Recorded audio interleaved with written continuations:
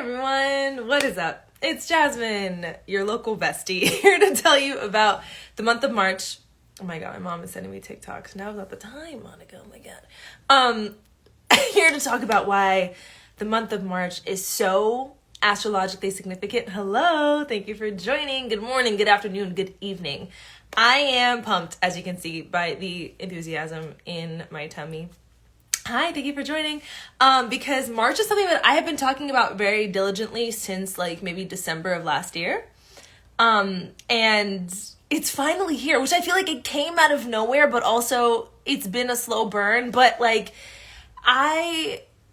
funny enough, I am kind of sitting with different ideas and thoughts about how I want to show up online and whether I want to continue even doing like astrology or astrological updates the way that I have. I'm honestly in a big identity shift as well. But with that being said, I had to come on to talk about March and why it's so significant, because I feel like this is I'm watching it play out in my life in such a visceral way, and I know that it's going to be playing out in all of your lives in such a visceral way, and so I just wanted to at least add my voice into a lot of the voices that are going on right now, because a lot of astrologers and just people in the realm at all are talking about how significant March is, and I want to add to it, but I also want to be a voice of calm for any of the girlies, the girls, the gays, and theys that are starting their Saturn returns right now. So, spoiler alert, Saturn is moving into the sign of Pisces out of Aquarius, which is starting a whole new chapter for the entire collective, but especially for those that have a natal Saturn in Pisces that are going to be initiating their Saturn return. I want to immediately say that is me. It's me. I have a Saturn in Pisces natally. I'm starting my Saturn return, and I have needed to stay off of Twitter for the past week because of how much fear-mongering is going on and how many people are talking about how Saturn return is something that is meant to be feared, and like these next few years are going to be hell. And I, have been ingesting that and almost like drinking a bit of that Kool-Aid, but coming back to my sovereignty, coming back to my free will, my free thinking, and also the knowledge that I have about the cosmos and the stars, I wanted to impart some of how I am ingesting and walking into my Saturn return, and to others that are also going to be walking into their Saturn returns, as well as talking about how it's going to affect the entire collective. Because we'll see it very much on we'll see it on a collective view very, very, very viscerally. But for anyone who is about to embark on their Saturn return, age 27 to 30, 31, I want you to know that there is no reason to walk into this thinking that life is going to do something to you or take something away from you, or that it's going to be this really challenging, dark, dismal time. I think it's so important to note that the cosmos are always working for us. Nothing is ever happening at us, and everything is a push towards us standing in the fullest version of our potential. So yes, if things dissipate or if, change happens, it is a call to action of how can you choose to be the version of yourself that you want to be. And I don't want you to prepare, because I was talking to someone recently about this, about how when you think that like something's going to happen to you in a negative kind of way, you can almost sort of call that on to yourself, which isn't to give you, to make you paranoid about like, am I going to do this to myself? But rather to be aware of the fact that like, you don't have to expect suffering. Growth does not always have to be at the expense of suffering. If you see a choice in front of you and you know what the larger, most aligned version of that choice is, just make the good choice. And like, you'll be rewarded for that. Saturn is all about rewarding. And so it's so important to note that as long as you know what the fullest potential of your life is and you continue to make choices and steps towards that vision, you'll be rewarded. And like, it doesn't have to be a time of suffering unless you are resisting it, right? So just surrender. Trust that you're not going to be able to predict who you are at the end of the Saturn return, but like, it's because the version of you that you'll step into couldn't have been imagined. It's all about discovering what your truth is and living in that truth, and just like have a grounding practice, trust that you're held. That's the advice I've been giving myself as someone who's starting their Saturn return, and something that I want to impart for the others. Hello to everyone who just joined. I am so happy to have you. I'm just talking about how I have so many friends that are finishing their Saturn returns right now. So I've been like gleaning wisdom. And if you honestly want to share in the chat, any bullet points of how you survived it or how you want others to walk into it with the wisdom of, then please. But yeah, I just want everyone to know that like it's not something to be feared, because the life that you live at the end of it is so worth everything. Moved across country and left my job during it. I'm also planning on moving somewhere, child, and completely changing what my career is. So yeah, those are just like little things that usually tend to happen during Saturn returns. Just big change. But anyway, we should all be expecting big change, because Saturn moving out of Aquarius, which has been there for these past few years, having that energy shift is really going to be felt in every single person that is on this earth having this experience. I will say you'll especially feel it if you have any major immutable placements, so Virgo, Pisces, Sagittarius, or Gemini. Know that Saturn is a planet that rules karma, so there's a big shift in karma, but there's just a big shift in story and era. This really is stepping into new skin, stepping into a new chapter, recognizing the fact that change is a choice. So you've been feeling like there's something that needs to shift, whether it's career or it's relationship or it's where you live or how you express yourself, or if you feel like there's a change that is waiting to be chosen, now is the time to do so, because you're being so cosmically supported. The winds are propelling you forward regardless. It's kind of one of those things where like the change is going to happen inevitably, so you might as well kind of be ahead of the curve rather than kind of have it be something that blindsides you. But it's important to recognize the fact that what we want for ourselves is the product of discipline, of commitment, of acting in accordance with that vision that we want for ourselves. Saturn is all about taking and assuming responsibility. And when it's in the sign of Pisces, right, this is like a contrary energy, because Pisces is so fluid and boundless, and Saturn is all about structure and stability. It really is, how can we put bones around what Pisces wants us to long for, which is our dreams and connection and indulgence and spirituality, right? Having a spiritual experience in this physical experience. So it could mean, furthering your pursuits when it comes to spirituality, or earning certifications, really becoming devoted to your spiritual practice, spending more time in nature, going deeper into any practices, or just deepening your sense of self, right? It's also a time to become more deeply acquainted with endings and beginnings, looking at your relationship with death, which is, once again, is not to fearmonger, to say somebody is gonna die, but rather like, what relationship, or how do you define death? Do you fear death? Is death something that you feel discomfort around talking about? And how can you begin to build a healthier relationship with it? Because my motto is that the people who have the most intimate relationship with the understanding of death live life the most fully, because they're aware of its fleeting nature. So that's something to impart, darling. But not only, right, is Saturn moving into Pisces out of Aquarius. As Saturn moves out of Aquarius, Pluto moves into Aquarius. So what's beautiful about this is, in any of the ways, or whatever part of your chart, and thus part of your life, that Saturn, or that Aquarius rules, right? Wherever Saturn has been for you. So for instance, if you have your 7th house is ruled by Aquarius, that would mean you're Leo rising. So if your 7th house is ruled by Aquarius, Saturn has been in there. You've probably been learning a lot of lessons in relationships. You've been feeling a little stuck. You've been feeling a little stagnant.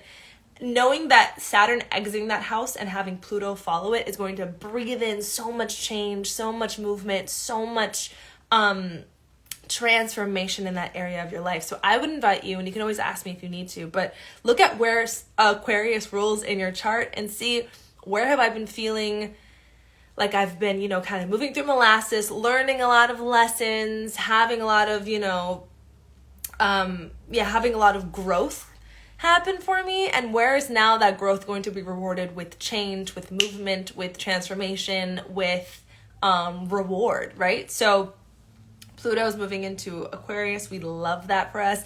It's funny because I'm trying to give it in the way where you will experience it on an individual level, but what we're going to see collectively, right? Because these are outer planets.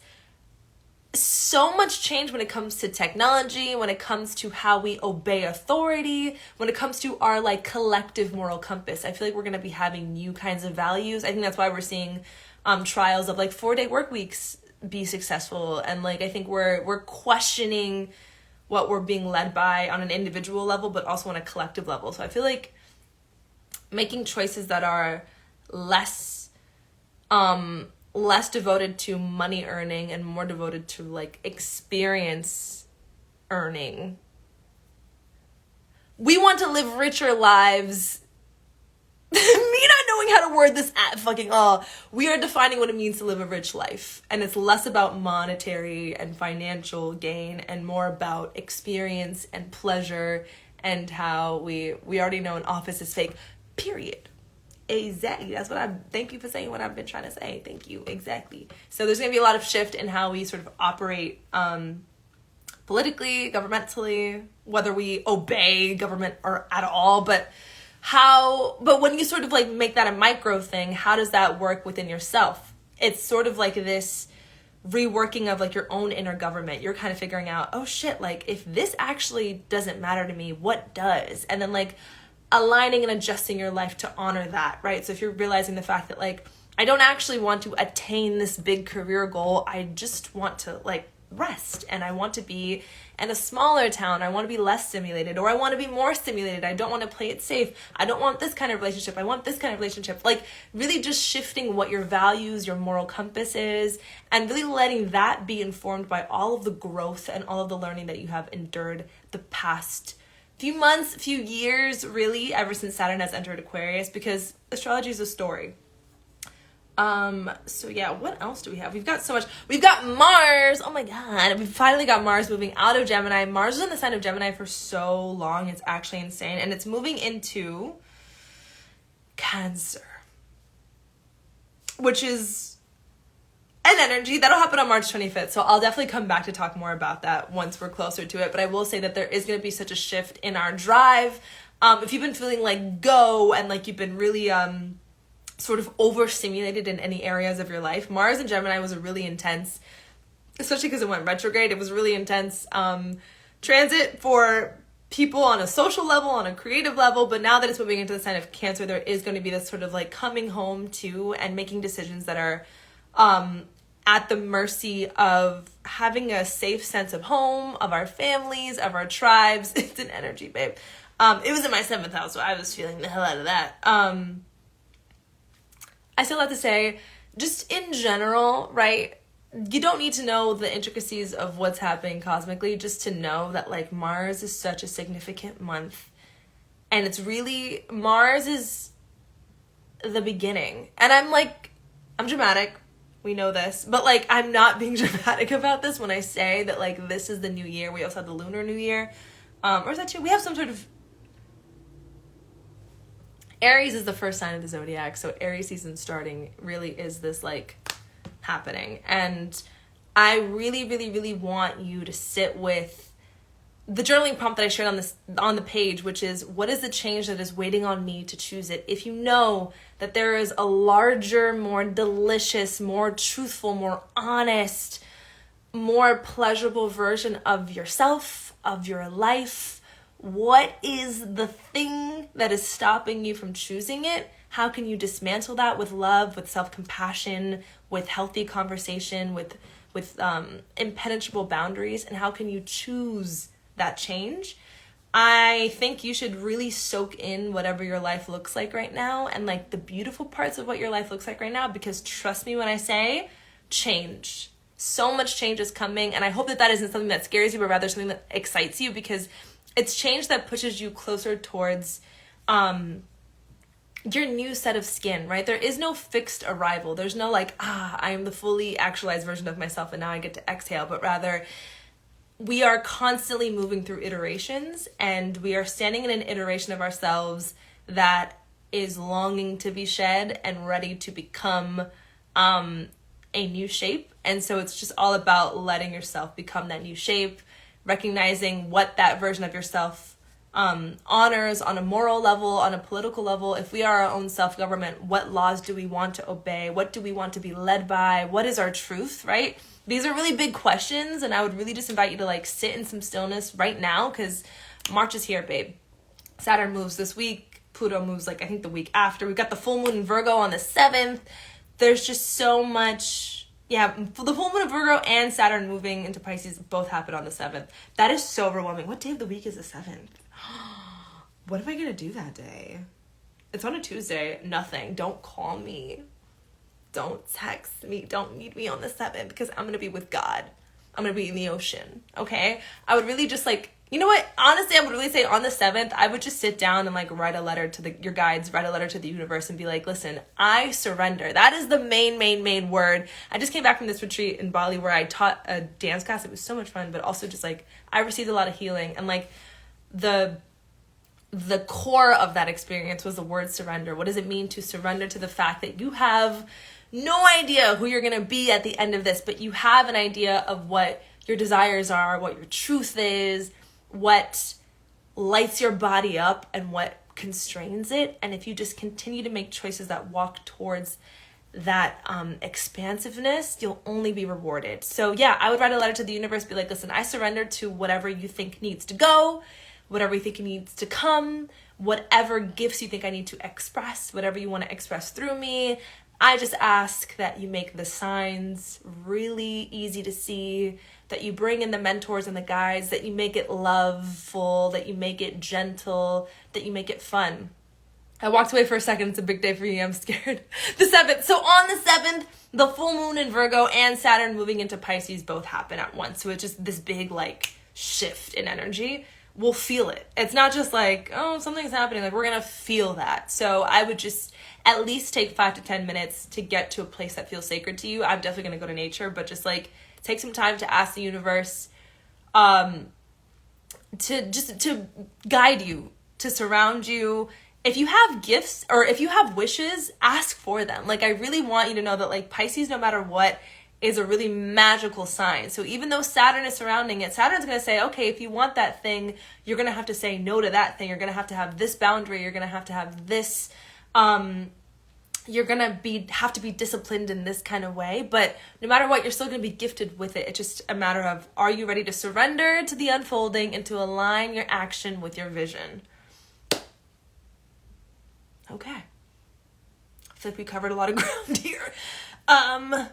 With that being said, I'm going through this with you, for you, at you. I'm having my Saturn return happen this week as well. So like, I just hope that you guys do not succumb to any of the fear of a Saturn return, but rather be excited because like we're growing up and we get to grow up and still maintain our childlike essence and our childlike nature, because that's what Pisces is all about. So sending you guys all my love. Reach out to me if you have any individual one-on-one questions, but otherwise, who's ready?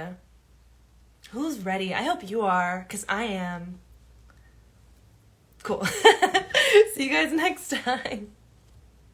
There we go.